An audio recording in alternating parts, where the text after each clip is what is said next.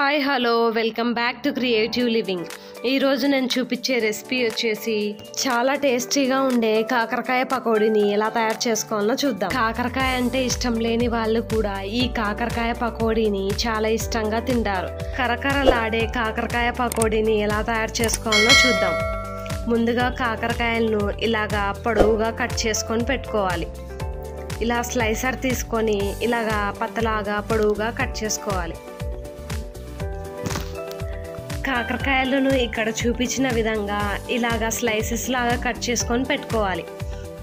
నేను ఒక 3 కాకరకాయలను ఇలాగా కట్ చేసుకొని పెట్టుకున్నాను.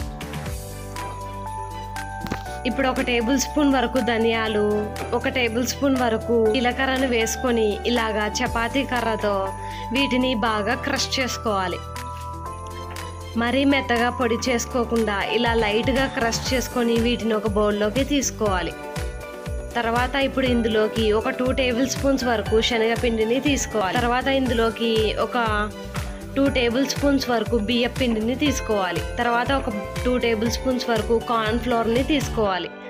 తర్వాత ఇందులోకి 1 టేబుల్ స్పూన్ వరకు చిల్లీ ఫ్లేక్స్, 1 టేబుల్ స్పూన్ వరకు నువ్వులను వేసుకోవాలి. తర్వాత 1/2 టేబుల్ స్పూన్ వరకు కారం పొడిని వేసుకోవాలి.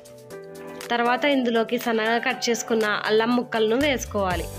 తర్వాత 2 రెమ్మల వరకు కరివేపాకును వేసుకోవాలి. తర్వాత రుచికి సరిపడినంత ఉప్పు వేసుకొని ఒకసారి బాగా కలుపుకోవాలి. ఇలా కలుపుకున్న తర్వాత ఇప్పుడు ఇందులోకి 1 టేబుల్ స్పూన్ వరకు వేడి నూనెను పోసుకోవాలి. ఇలా వేడి నూనెను పోసుకున్న తర్వాత ఇప్పుడు ఇందులోకి నీళ్లు చిలకరించుకుంటూ ఈ పిండిని కలుపుకోవాలి. ఇప్పుడు ఇందులోకి మనం ముందుగా కట్ చేసి పెట్టుకున్న కాకరకాయలను ఇందులోకి వేసుకొని ఒకసారి బాగా కలుపుకోవాలి. కాకరకాయలకు పిండి అంతా పట్టుకునేలాగా ఒకసారి బాగా కోట్ చేసుకోవాలి.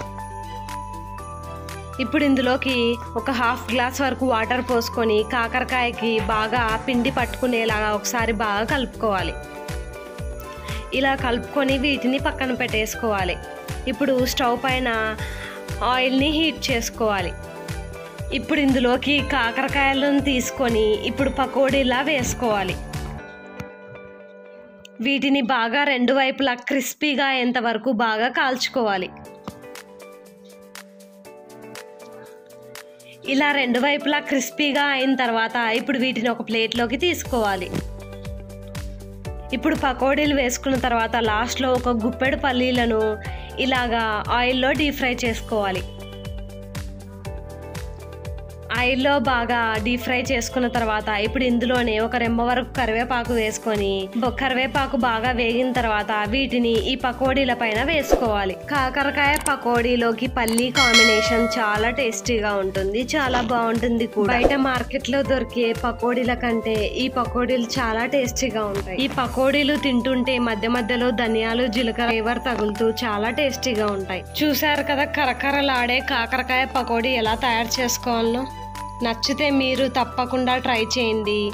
ఇలాంటి మరెన్నో క్రియేటివ్ రెసిపీస్ కోసం ఛానల్కి లైక్ చేయండి, షేర్ చేయండి, సబ్స్క్రైబ్ చేయండి.